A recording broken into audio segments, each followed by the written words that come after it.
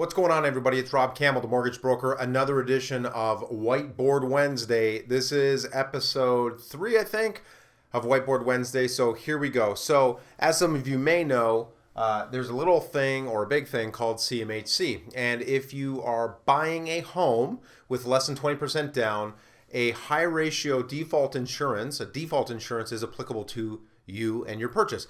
Doesn't necessarily go through CMHC. It could go through Canada Guarantee, or it could go through Genworth, now known as Sagen, I think.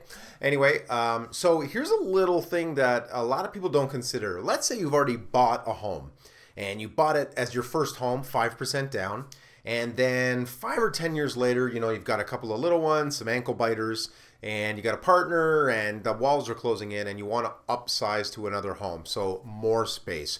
But guess what? When you sell, you don't quite have enough for that 20% down because values are crazy right now. So you'd have to go with less than 20% down.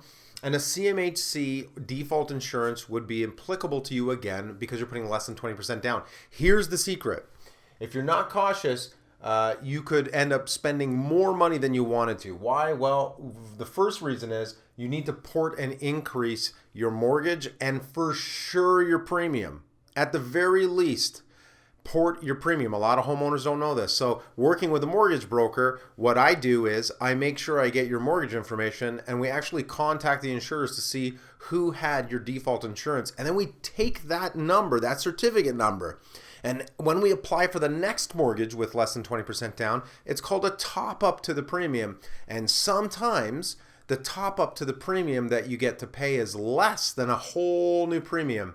Guess what? I'm going to guess that some institutions aren't going to go and do that and check that. And you would end up having to pay a whole new premium on your next purchase when you could take the premium you've already paid and port that to the next property. So just be careful of that. Make sure you're working with somebody who's going to take care of you with that. Don't leave it to chance, because I've heard tons of stories where homeowners walk into their institution or walk into a broker's office, or anybody, not throwing institutions under the bus here, but it could be anybody that might not know what they're doing.